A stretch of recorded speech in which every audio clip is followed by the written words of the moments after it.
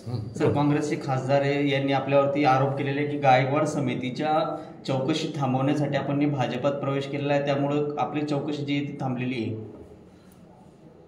ज्या खासदारांनी, ज्या आमदारांनी, विविध पक्षाचे असतील, त्यांनी जे माझ्यावर आरोप केले की माझ्यावर चौकशी चालू आहे, ती थांबवण्यासाठी मी भाजपामध्ये प्रवेश केला। सर्वांच्या माहितीसाठी आपल्याला सांगू इच्छितो की मी जेव्हा प्रवेश केला तेव्हा भाजप सत्तेवर नव्हती। मी सत्ताधारी पक्षामधून राजीनामा देऊन मी असत्ताधारी पक्षामध्ये प्रवेश केला।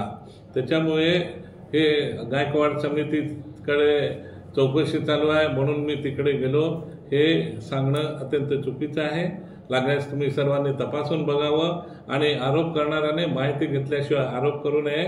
उगीच म्हणतात ना, उचलली जीभ लावली टाळायला, तशा पद्धतीने वागणं त्यांना हे शोभत नाही खासदार म्हणून आणि आमदार म्हणून। हे पंतप्रधान आवास योजना मंजूर झाली, त्याच्या सुमारे 2-4-5 महिने अगोदर मोदी आवास योजना असेल, रमाई घरकुल असेल, शबरी घरकुल असेल, त्याही योजना मंजूर झाल्या होत्या।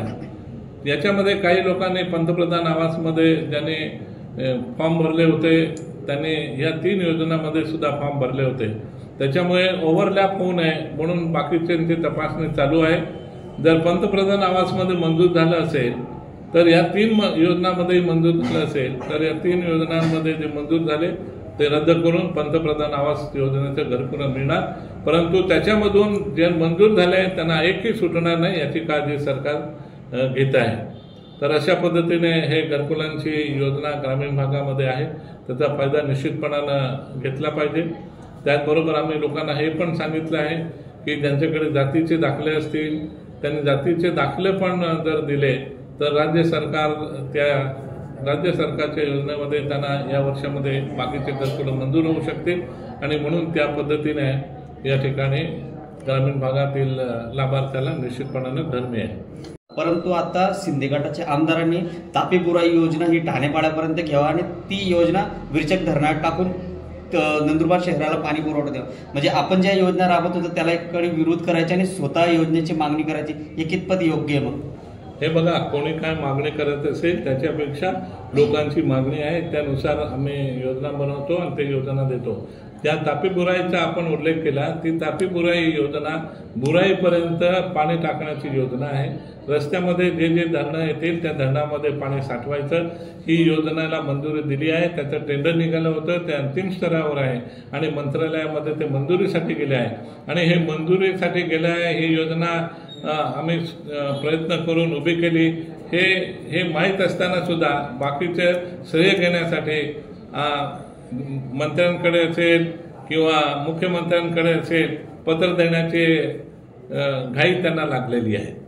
आणि त्याचबरोबर मी जे सांगितलं की आपण नंदुरबार शहराला तापीवरून पाणी पुरवठा योजना करायची, निश्चितपणानं या 2 वर्षामध्ये त्याला मंजुरी घेऊन या भागात त्या योजनेचं काम सुरू होईल असं तुम्हाला इथे सांगतो।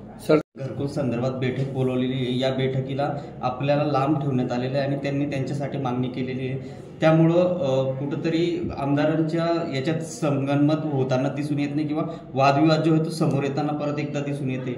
असं आहे की ज्या आमदारांनी बैठकीसाठी सांगितलं त्यांनी वास्तविक त्यांच्या तालुक्याच्या स्तरावर पहिल्याने हे मीटिंग घेणं गरजेचं होतं, परंतु कदाचित या योजना त्यांना माहिती नसेल, माहीत करून घ्यायच्या असतील। कारण की जर योजना माहीत असती तर लोकांपर्यंत आतापर्यंत लाभ देण्याचे प्रयत्न त्यांनी केले असते। ज्या अर्थी तिथे CO लेवलवर बैठका घेतात याचा अर्थ त्या योजनांची कदाचित त्यांना माहिती नसेल आणि त्याच्यामुळे त्यांना तिथे बैठक घ्यावी लागते। मी पहिल्यापासून विकासाची कामं करतो, सर्व लोकांना घरं मिळावी ही माझी भूमिका पहिल्यापासून आहे, त्याच्यामुळे घरांचं मला सर्व माहिती आहे, लोकांना मी मदत करतोय, त्याला मला त्या बैठकीला जाण्याचं सारस्थ वाटत नाही।